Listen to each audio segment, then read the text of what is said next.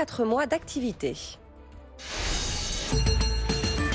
Direction les marchés, on rejoint tout de suite Grégory Voloking, le président de Mesca Financial Services à New York. Et Grégory, Wall Street termine en ordre dispersé. Ce soir, on l'a dit, le Dow Jones perd 0,4%, le S&P abandonne 0,1%, le Nasdaq, lui, termine à l'équilibre.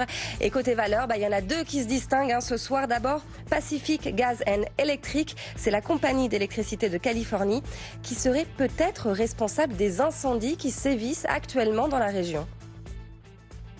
Oui, et le problème avec PCNJ, comme on l'appelle ici, c'est que c'est pas la première fois. Vous aviez eu des très gros incendies l'année dernière en Californie et PCNJ, on l'avait déjà mis en cause. Et en fait, on avait trouvé qu'ils étaient responsables de ces incendies et ils ont maintenant pour 17 milliards de dollars de dommages et intérêts à payer.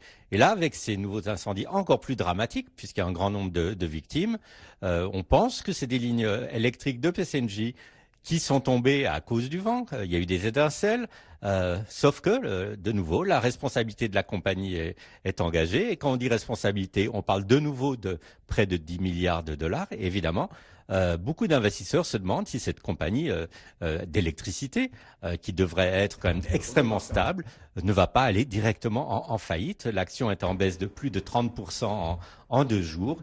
Et même les obligations, là, sont en train de s'écrouler. Donc, un gros doute sur la viabilité de cette compagnie d'électricité du nord de la Californie. À surveiller effectivement Grégory. À la une aussi, Boeing, après la controverse, on en parlait dans le journal, sur la sécurité du 737 MAX.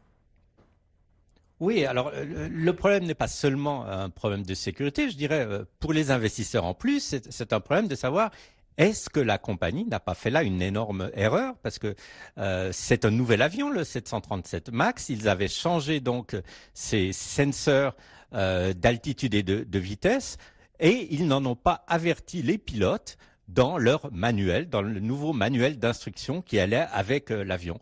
Et en fait, c'était un changement important parce que il se passait que si tout d'un coup l'avion stallait, comme on dit en anglais, donc n'avait pas la vitesse suffisante, automatiquement le pilote automatique se mettait en place et l'avion se cabrait. Et évidemment, si les signaux sont envoyés et sont faux, le pilote est totalement démuni parce qu'il ne sait pas ce qui est en train de se passer. L'avion échappe à son contrôle.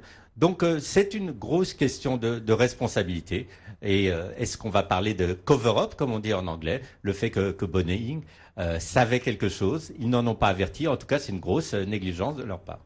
Très intéressant en tout cas ce que nous raconte tous les soirs Grégory Voloking, le président de Mesca Financial Services depuis New York. On va retraverser l'Atlantique. J'appelle Laurent Grassin. Bonsoir Laurent.